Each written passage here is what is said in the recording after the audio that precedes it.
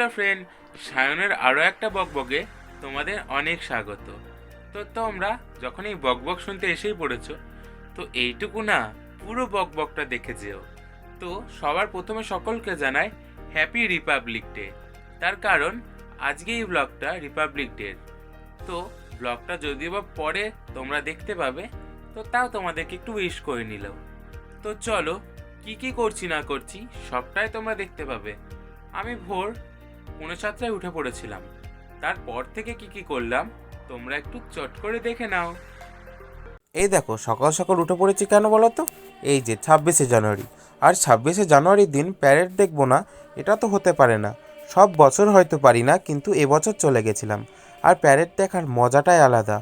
আর এত ভালো লাগে, তোমাদেরকে কি বলবো। তো তোমাদের সাথে একটু শেয়ার করে নিলাম, তোমরা দেখে নাও। আর শুধুমাত্র প্যারেডই না, আরও একটি উদ্দেশ্যে গেছিলাম, তো সেটাও তোমাদেরকে দেখাবো। আগে তোমরা একটু প্যারেড দেখে নাও।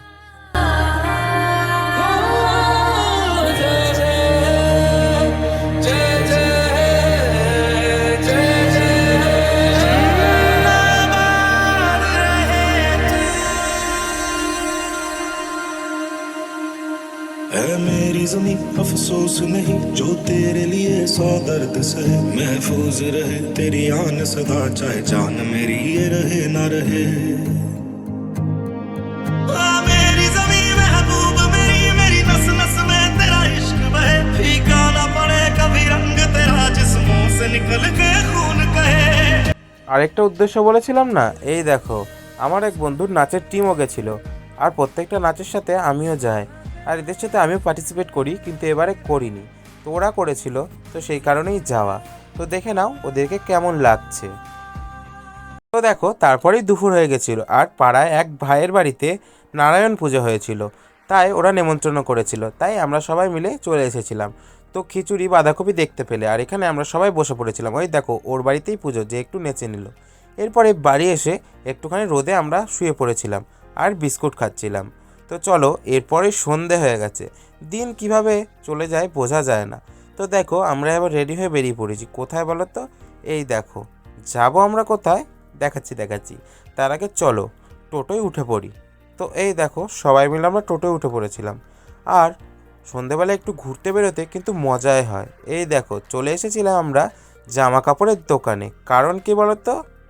বলছি কারণ সামনেই বিয়ে বাড়ি, তার জন্যে মিনার কিছু জামা প্যান্ট কেনার ছিল। তো ও কিনতে এসেছিলো, তো আমাদেরকে বললো চল একটু জামা প্যান্ট কিনতে যাব, চল ঘুরে আসি। তাই আমরাও চলে গেলাম। তারপরে এই দেখো ফুচকা খাওয়া শুরু করে দিয়েছি আমরা।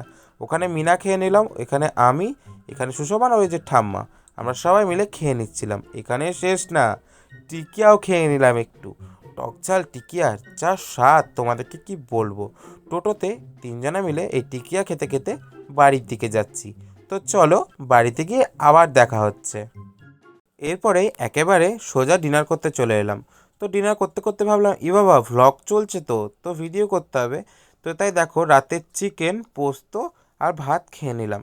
এই দেখো এইভাবে চিকেন দিয়ে ভাতটাকে মেখে, উফ, জাস্ট অমৃত। যা খেতে লাগে না, তোমরা একটু খেয়ে দেখো।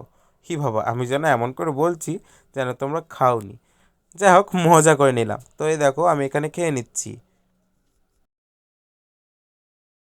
দেখতেই পেলে আমার ডিনার হয়ে গেছে আর সারাদিন পর ভাত খেলাম। তো ভালোই লাগলো আর ভালো ভালো মেনু হয়েছিল।